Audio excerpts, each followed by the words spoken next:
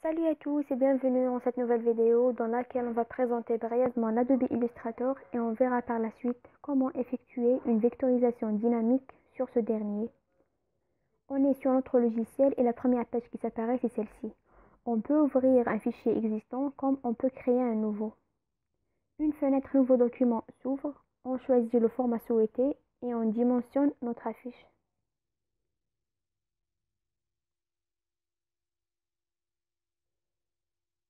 On choisit une orientation et pour le mode colorimétrique, il y en a deux.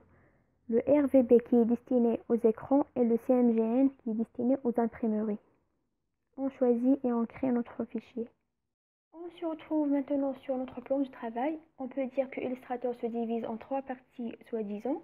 On a ici en haut les différents menus, objets, texte, ainsi de suite.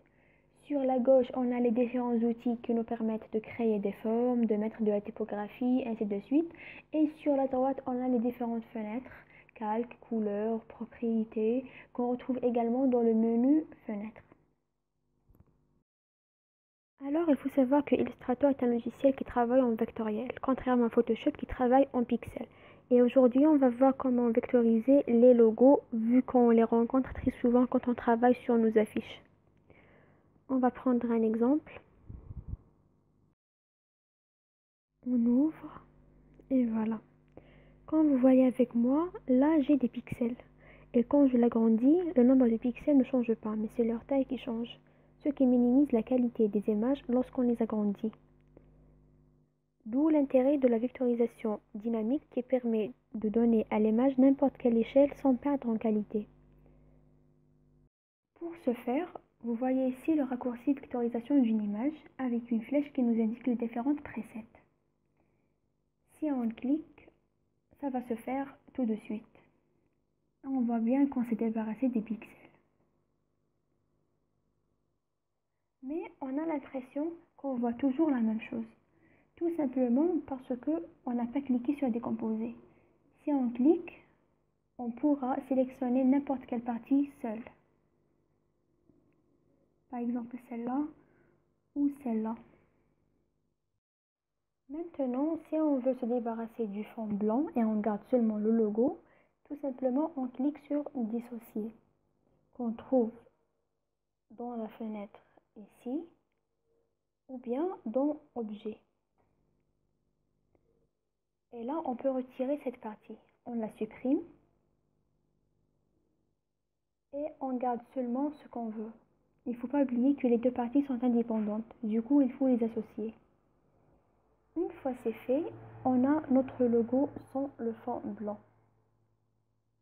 Toujours quand vous changez les dimensions, il faut maintenir la touche Shift en forcé pour ne pas déformer le logo. Et voilà. On va prendre un autre exemple parce que des fois on sera obligé de changer le mode pour avoir le résultat souhaité. On prend ce logo, voilà. Et comme vous le voyez ici, on a toujours des pixels. Et si on clique sur vectorisation de l'image, on n'aura pas le résultat souhaité, tout simplement parce que le mode par défaut ne reconnaît pas les couleurs. Il reconnaît seulement le noir et le blanc. Pour ce faire, on va changer le mode et on va choisir 16 couleurs. Maintenant, la vectorisation va se faire le plus normalement du monde.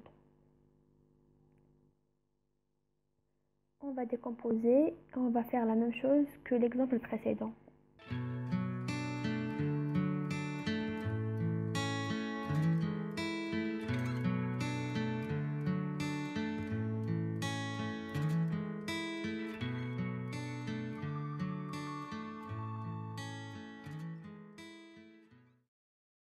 Voilà, quand vous terminez, vous exportez vos logos.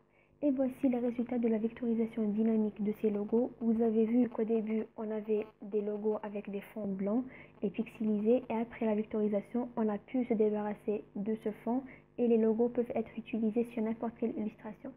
J'espère que cette vidéo vous a plu. Si vous avez des questions, n'hésitez pas à me les poser en commentaire.